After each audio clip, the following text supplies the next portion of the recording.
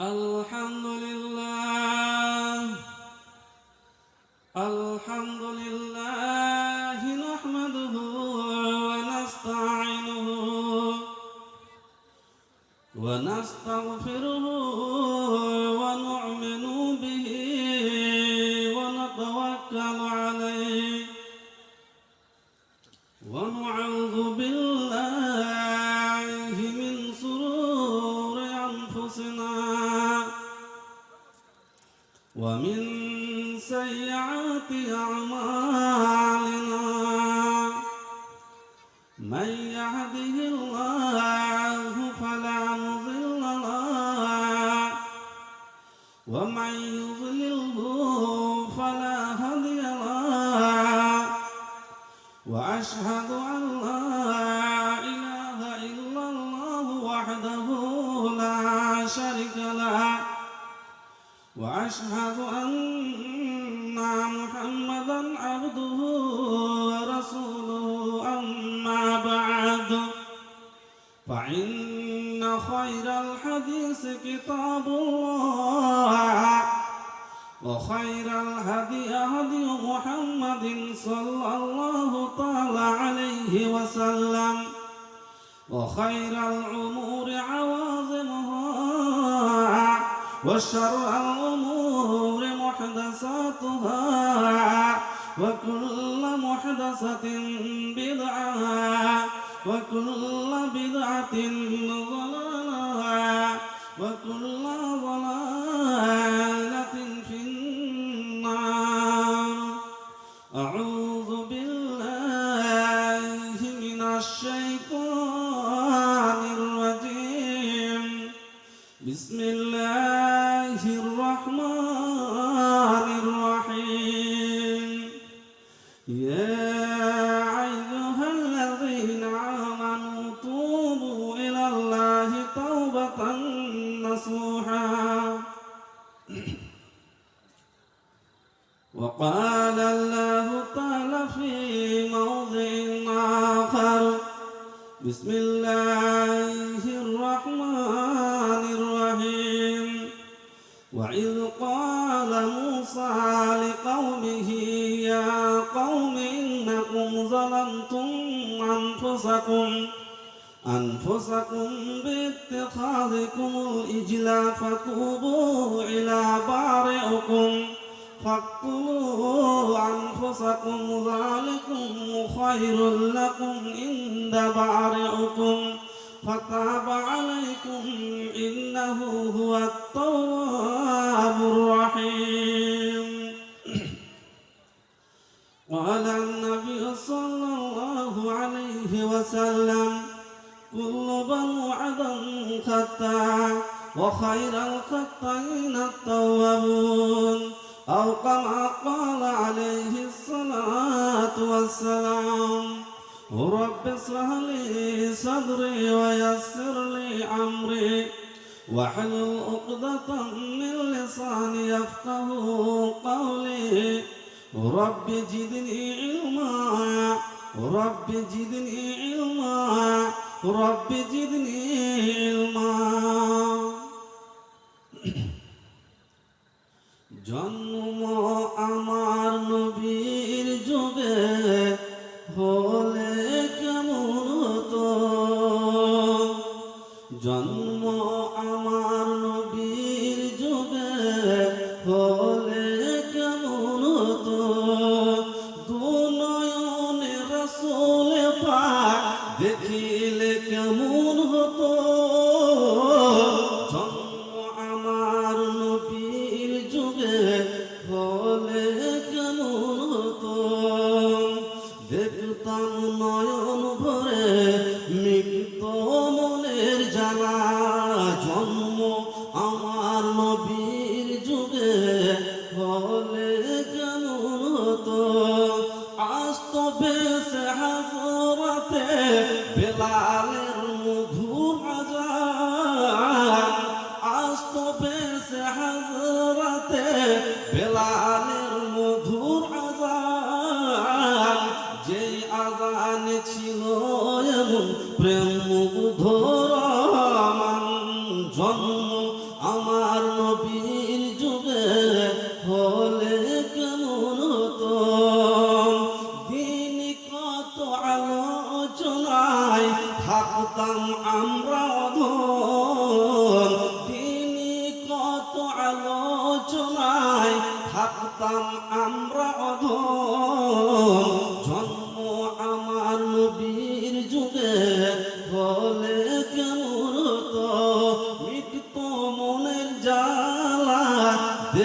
দেখতাম নয়ন ভরে, জন্ম আমার নবীর যুগে হলে কেমন হতো। দয়ার নবীজির পিছে নামাজ পড়লে কেমন হতো। সামনে রসুল পাক, পাশে সাহাবাগণ, জন্ম আমার নবীর যুগে হলে কেমন হতো। মৃত্যু মনেরই জ্বালা দেখতাম নয়ন ভরে, জন্ম আমার নবীর যুগে হলে কেমন হতো। উপস্থিত যোগ্যতম জালসার নির্বাচিত যথাযোগ্য সভাপতি সাহেব ও অন্যান্য বসে থাকা ওলামায়ে কেরাম, সামনে বসে থাকা আমার বয়োজ্যেষ্ঠ বয়কনিষ্ঠ সমবয়স্ক ও শ্রদ্ধাবিন্দু ভাই ও বাবা জীবনীরা, আর এক অন্য প্রান্তে বসে থাকা ইসলাম হিতাকাঙ্ক্ষী কোরআন পিপাসু পর্দানাসীন মা বোনেরা, সর্বপ্রথমে ওই মহান আল্লাহ পাক রব্বুল ইজ্জতের কৃতজ্ঞতা জ্ঞাপন করি, যে মহান আল্লাহ পাক রব্বুল ইজ্জত আমাদের সকলকে এই জালসাগায় এসে কিছু পুণ্যের ভাগীদার হওয়ার সুবর্ণ সুযোগ সুবিধা করে দিয়েছেন। তাই আমরা সকলেই মনের কারিকল্পনা দূর করে, মনের বেদনাকে দূর করে, সকলে একই বাক্যে উচ্চ শব্দে জোর আওয়াজে একই কণ্ঠে উচ্চ স্বরে সকলে বলি আলহামদুলিল্লাহ। অতঃপর অনাথের পিতা রাখালের বন্ধু শান্তির অগ্রদূত মহাবৈজ্ঞানিক মহাকাশচারী ইসলামের প্রণেতা ইসলামের পরিচালক শান্তির গুরু জগতের গুরু নিষ্কলঙ্ক সুচরিত্রবান বিশ্ব সাধকের চূড়ামণি নবিকুল শিরোমণি আমিনার নয়নমণি হাদিস সম্রাট মুকুটমণি স্বর্গ নরক দর্শনী মধুমাখা জীবনী দয়ার অবতার করুণার আধার মুক্তির পারাবার জ্ঞান ভান্ডার ঐতিহাসিক নাবি হযরতে মুহাম্মদ মুস্তাফা সকলে পড়ি সাল্লাল্লাহু আলাইহি ওয়াসাল্লাম। তিনার প্রতি কোটি কোটি শান্তির ধারা বর্ষিত হোক যথা আল্লাহুম্মা সাল্লি আলাইহি ওয়া আল্লাহুম্মা বারিক আলাইহি। ভাই আমার, বন্ধু আমার ও মা বোনেরা, আমি আপনাদের সামনে যে বিষয়টা বা যে টপিকটা বিশ্লেষণ করব বা ডিসক্রিপশন দিব বা আলোকপাত করব, আপনারা হয়তো এর আগে শুনেছেন, কিন্তু আমি কি করে আপনাদেরকে বুঝাই, একটু ধীর মস্তিষ্কে আপনারা শুনেন, আপনাদের জীবনের পরিবর্তন চলে আসতে পারে। সামনে আমাদের মাহে মুবারক রমজান মাস আসছে। আমাদের জীবনটাকে আত্মসমীক্ষা করে আমাদেরকে আত্মশুদ্ধি করে নিতে হবে। এই বিষয়ে আমি আপনাদের সামনে আমার টুটাফাটা ভাষায় দু চারটি কথা আপনাদেরকে বলবো। আপনারা যে যেখানে রয়েছেন আপনারা চলে আসেন।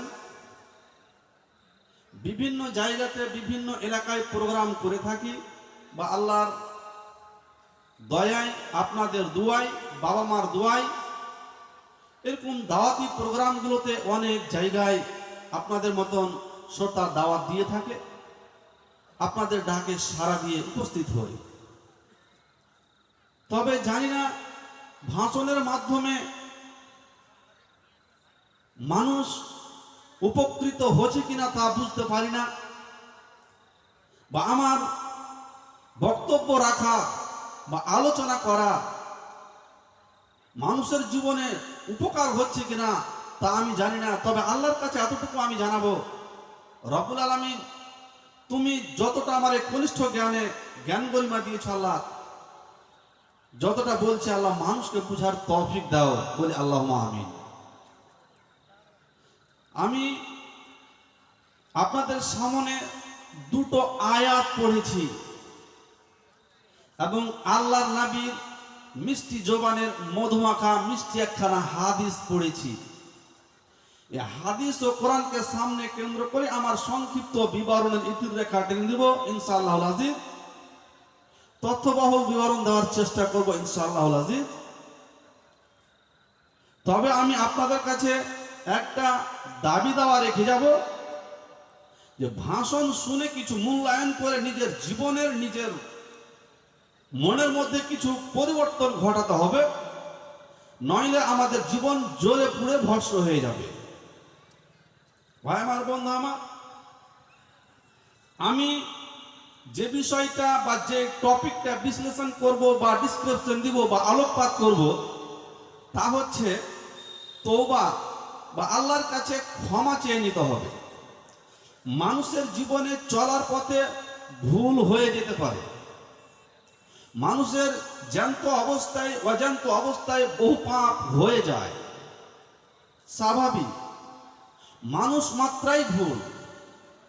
তবে ভুলের কিছু সীমা রয়েছে, পাপের কিছু কোয়ালিটি রয়েছে, কিছু কিছু পাপ রয়েছে যে পাপগুলো আল্লাহ বরদাস্ত করবে না। আমার জীবনে 60 থেকে 70 বছরের লাইফটা আমি অতিবাহিত করি, জ্যান্ত অবস্থায় অজান্ত অবস্থায় আমার জীবনে পাপ হয়ে গিয়েছে। ওই পাপ আমার ব্রেনে খোঁটা মারছে। এখন আমার আয়ু শেষ, আমি এখন বর্তমান মৃত্যুমুখী। সমস্ত দৃশ্যগুলো আমার সামনে ভেসে উঠছে। সে সময় আমি হয়তো হাউমাউ হাউমাউ করে কান্না করি। আমার জীবনের ইয়াং জেনারেশন, যে সমস্ত ব্যক্তি ইয়াং অবস্থায় আমরা যে পাপগুলো করছি, গায়ে বড্ড বল ছিল, ব্লাড হুড়কি মেরেছে, কিছু বুঝিনি, এখন আমি মৃত্যুমুখী। ওই সমস্ত দৃশ্যগুলো কিন্তু আমার সামনে ভেসে উঠেছে। তখন কিন্তু হাউমাউ করে কান্না করে। ভাই আমার, বন্ধু আমার, আল্লাহ পাক রব্বুল ইজ্জাত বলছেন, মানুষের জীবনে যদি ভুল হয়ে যায় তো তোমরা বসে থেকো না, তোমাদের ভুলকে সংশোধন করার জন্য তোমরা ছুটে পড়ো।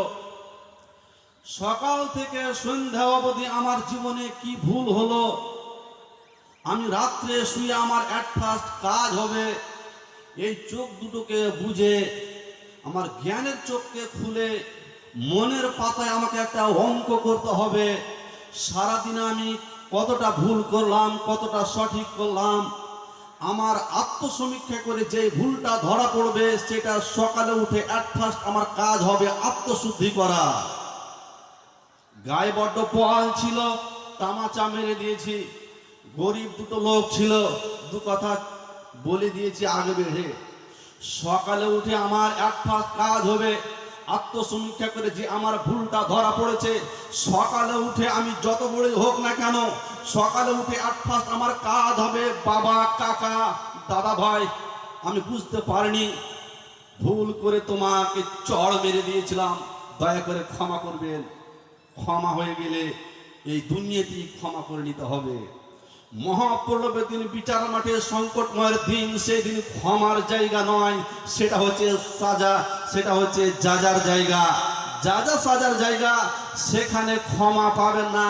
আমার জীবনে যদি কোনো ভুল হয়ে যায় তো এই জায়গাতে আমাকে ক্ষমা করে নিতে হবে। ভাই আমার, বন্ধু আমার, আমার জীবনে যদি ভুল হয়ে যায়, অন্যায় হয়ে গিয়েছে, আমাকে আর বসে থাকলে চলবে না। আমাকে সেটা আত্মসমীক্ষা করে আত্মশুদ্ধি করার জন্য ছুটে পড়তে হবে। আমি অহংকার দেখিয়ে, গৌরব দেখিয়ে আমি কতদিন থাকবো, সম্ভব নয়। আল্লাহ পাক রব্বুল ইজ্জাত সেদিন যখন আমাকে ধরবে, আপনাকে ধরবে, সেদিন পরিত্রাণ পাবেন না, আমিও পাবো না, আমার 14 গোষ্ঠী পাবে না। সেদিন বিচার মাঠে কাঠগড়াতে দাঁড়িয়ে ওই সমস্ত ভুলের পাপের সাজাগুলো আমাকে ভক্ষণ করতে হবে। সেদিন কেউ রেহাই পাবে না। ভাই আমার, যেই এলাকাতে পাপ বেশি হয়ে যায়, যেই এলাকাতে বেশি নারী রাহাজানি হয়ে যায়, যেই এলাকাতে বেশি দারু পান করে, যেই এলাকাতে বেশি নারী নিয়ে ছিনিমিনি করে, ইজ্জত নিয়ে ছিনিমিনি করে, সেই এলাকাতে আল্লাহ পাক রব্বুল ইজ্জাত সময় সময় দফায় দফায় একটা করে ঝটকা মারবে। বান্দা তুমি লাইনচ্যুত হয়ে গেছো, তোমাকে সাবধান করার জন্য আমি একটা করে ঝটকা মারি, তুমি সাবধান হয়ে যাও। ভাই আমার, আপনারা পেপার পত্রিকায় পড়েছেন, অনেক দেখেছেন, আমেরিকার ঘটনা দেখেছেন। সে জায়গাতে দাবানল বিস্ফোরণ হয়ে কতগুলো জায়গা বিরান নষ্ট হয়ে গিয়েছে। সে জায়গাটাকে বর্তমান হিন্দু সমাজে বলছে পাপের দেশ। যেই এলাকাতে পাপ বেশি হয়ে যাবে সেই এলাকাগুলোকে আল্লাহ পাক রব্বুল ইজ্জাত ধ্বংস করে দিবে। লাইনচ্যুত হয়ে গেছে, তোমরা সাবধান হয়ে যাও। আপনারা পেপার পত্রিকাতে পড়েছেন 2023 সালের ঘটনা। তুরস্কের মাটিতে আল্লাহ পাক রব্বুল ইজ্জাত এমন ভাবে ভূমিকম্প দিল, বড় বড় বিল্ডিং গুলো খসে খসে পড়ে গেল, কেউ রুখতে পারলো না। কতটা মাহারা হয়েছে, কতটা স্বামীহারা হয়েছে। ভাই আমার, বন্ধু আমার, এই ঘটনাগুলো দেখে আমাদেরকে কিছু জ্ঞান উপলব্ধি করতে হবে। আল্লাহ পাক রব্বুল ইজ্জাত তাই বলছেন, আমার জীবনে যদি কোনো পাপ হয়ে যায় তো আমাকে ক্ষমার জন্য বেরিয়ে পড়তে হবে, তবে আমাকে আপনাকে ক্ষমা করবে আল্লাহ পাক রব্বুল ইজ্জাত। পার্থিব জগতে আমাকে চলাফেরা করে আমাকে ক্ষমা চেয়ে নিতে হবে, নচিত আমি কিয়ামতের মাঠে ক্ষমা পাবো না।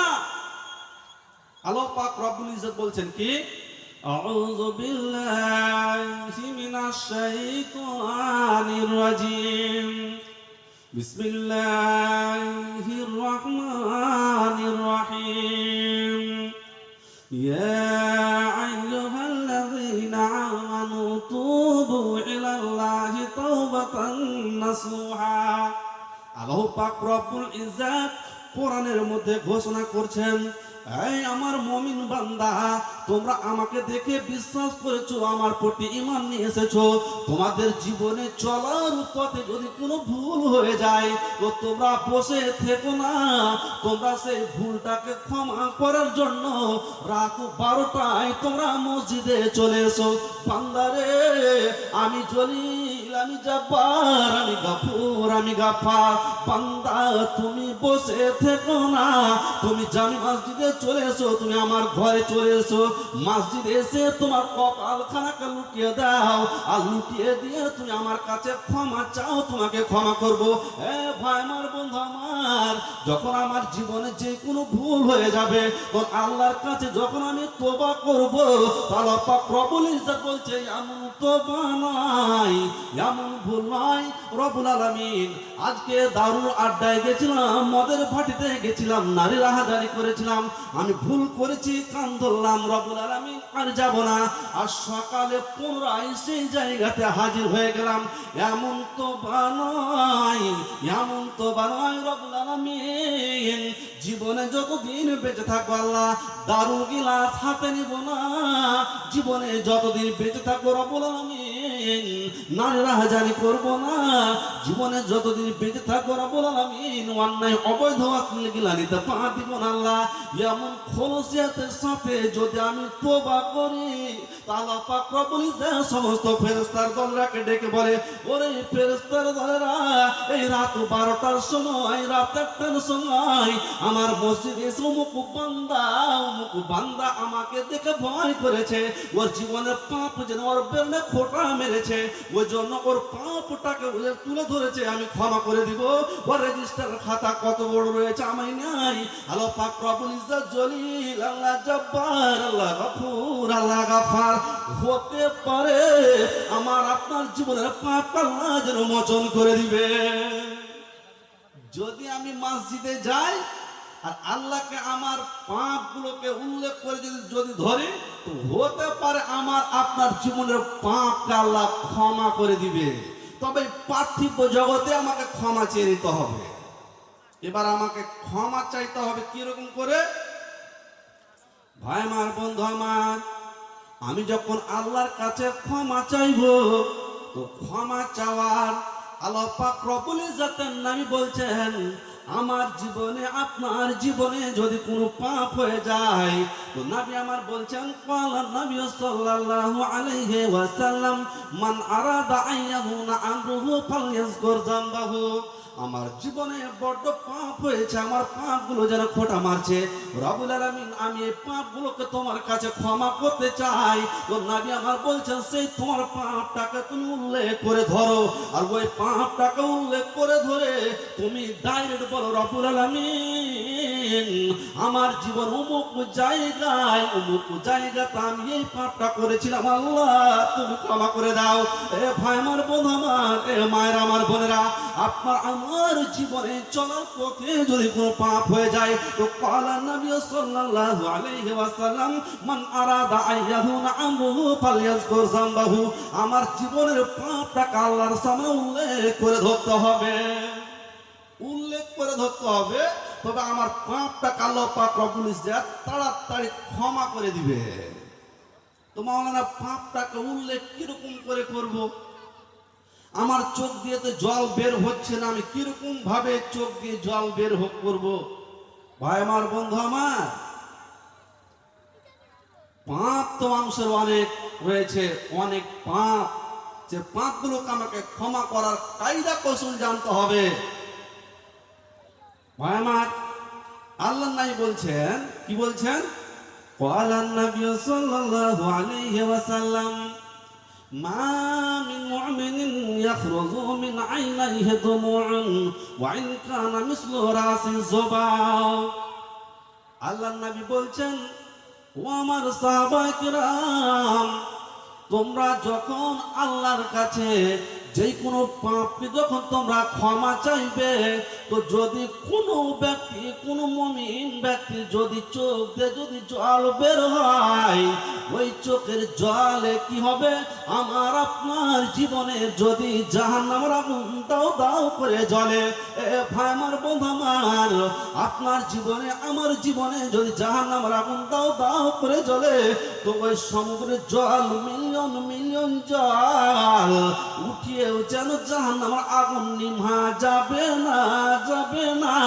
আপনার আমার জাহান্নামের আগুন যদি নিমাই, তো আমার চোখ দিয়ে যদি দু ফোঁটা পচা জল বের করতে পারি, এ ভাই আমার, বন্ধু আমার, মায়ের আমার, বোনেরা, ওই দু ফোঁটা চোখের জলে হতে পারে আপনার আমার জীবনে ওই জাহান্নামের আগুন কাল্লা নিস্তানাবুদ করে ধ্বংস করে দিবে। যার জন্য আল্লাহ নবী বলছেন, ক্বালা নবী সাল্লাল্লাহু আলাইহি ওয়াসাল্লাম, মা মিন মুমিনিন ইয়াখরুজু মিন আইনাইহি দুমুউন ওয়া ইন কানা মিসলু রাসি যুবাব।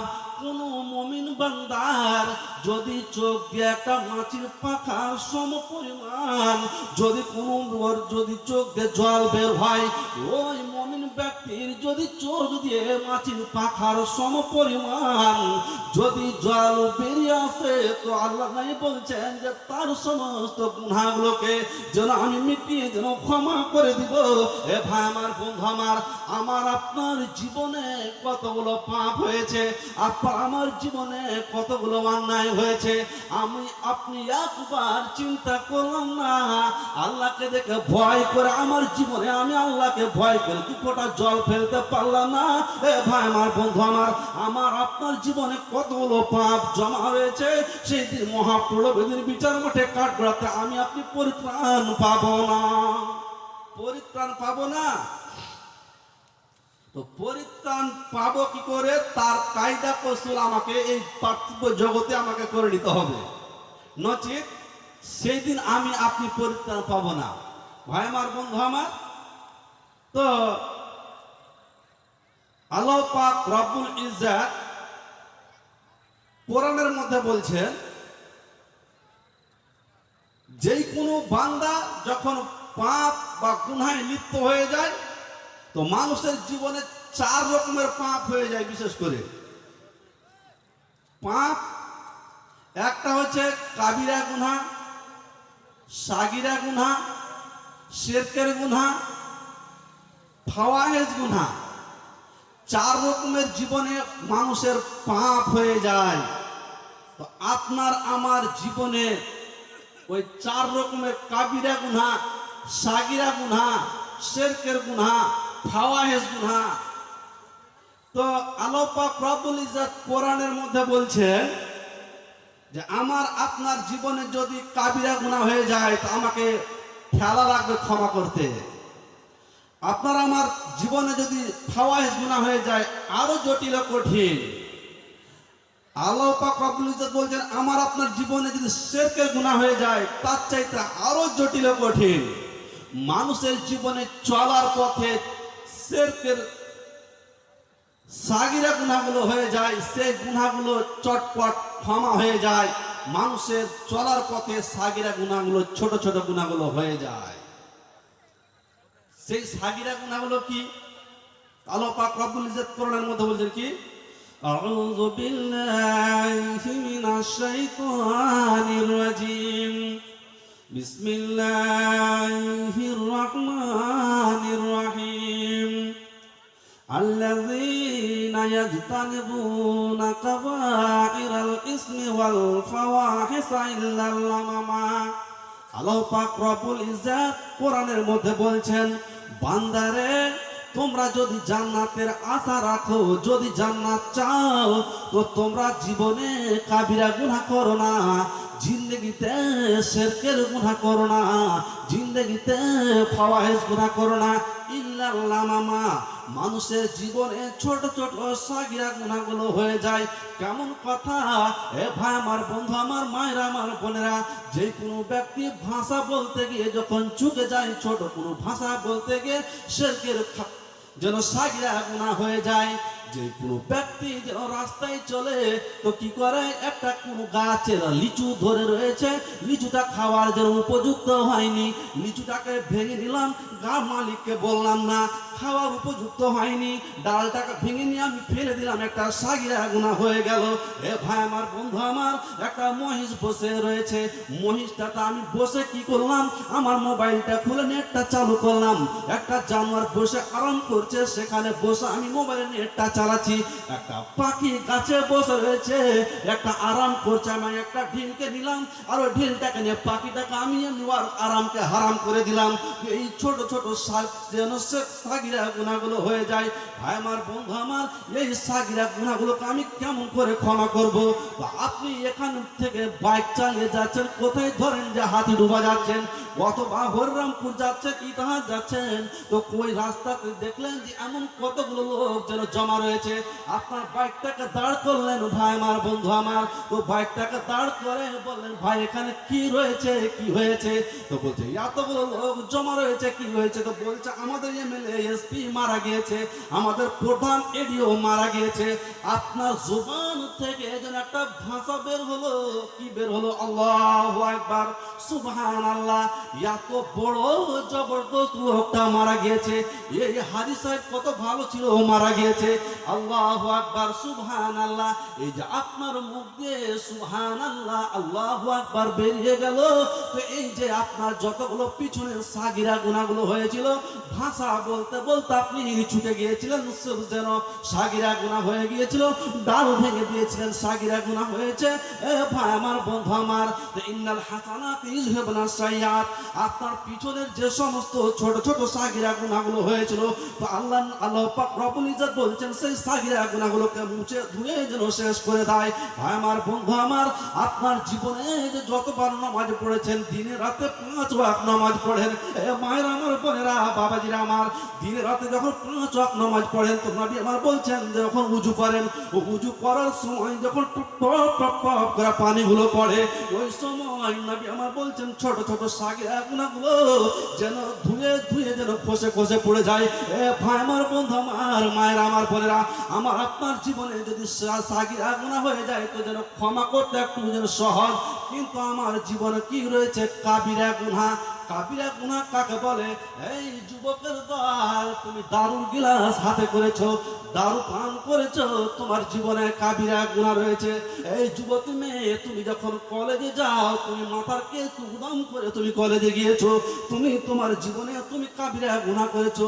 এই মহিলা, এ মেয়ে, তোমাকে বলি, তোমার শ্বশুর শাশুড়ি তুমি অবাধ্য চলেছো, তোমার পিতা মাতার অবাধ্য চলেছো, তুমি কলেজে গিয়েছো, তুমি কত যুবককে তুমি হাংলা করে দিয়েছো। এই যুবক, এই মেয়ে তুমি তোমার জীবনে কাবিরা গুনাহ রয়েছে। এই যুবক, তোমার জীবনে তোমার বাবা মায়ের পিতা মাতার অবাধ্য চলেছো, তোমার জীবনে কাবিরা গুনাহ রয়েছে। এই যুবক, তুমি জানো না তুমি কতবার তোমার জীবনে দারুর গিলাস হাতে করেছো। যুবক, তুমি জানো না তুমি মদের ভাটিতে গিয়েছো, তুমি নারী রাহাজানি করেছো, তোমার জীবনে কতগুলো কাবিরা গুনাহ রয়েছে। এই সমস্ত কাবিরা গুনাহগুলো তুমি ক্ষমা করবে না, বিচার মাঠে কাঠগড়াতে তুমি পরিত্রাণ পাবে না, পাবে না, পাবে না। তবে মাওলানা, কোন কি রাস্তা রয়েছে ক্ষমা করার? আমার যেরকম সাগিরা গুনাহগুলো যেন চটপট ক্ষমা হয়ে যায়, আল্লাহ পাক রব্বুল ইজ্জত বলছেন কাবিরা গুনাহ ক্ষমা করতে যেন বহু ঠেলা রয়েছে। আমাকে কিছু লোকড়ি বেশি পোড়াতে হবে। যেখানে সেখানে কাবিরা গুনাহ আমার জীবনে হয়ে আছে, আমার ভুল খেয়াল নেই, আমার কাবিরা গুনাহ ক্ষমা করার কোনো চিন্তা নেই। ভাই আমার, বন্ধু আমার, আপনাকে আমাকে, ভাই আমার সভাটা খুব সুন্দর হয়ে গেছে। আমার ওই দাদাটি যদি খালি পিছন থেকে একটু সামনে চলে আসে, একদম গচ্ছিত হয়ে গেছে সভাটা। তো আলোচনা খুব সুন্দর করবো ইনশাল্লাহ। আপনাদের জীবনের পরিবর্তন ঘটে যেতে পারে, আমি আশাবাদী। তো কাবিরা গুনাহ কোথায় ক্ষমা করবেন? যার জন্য আল্লাহ পাক রব্বুল ইজ্জত বলছেন আল্লাযীনা ইয়াজতানিবুনা কাবায়িরাল ইসমি ওয়াল ফাওয়াহিশা ইল্লাল লামামা। মানুষের জীবনে যে সাগিরা গুনাহগুলো রয়েছে সেগুলো যদি চলার পথে হয়ে যায় তো সেটা সহজে ক্ষমা হবে, কিন্তু কাবিরা গুনাহ যেখানে সেখানে ক্ষমা হবে না। এ ভাই আমার, বন্ধু আমার, কাবিরা গুনাহ রয়েছে আমার, এ মায়েরা আমার, বোনেরা।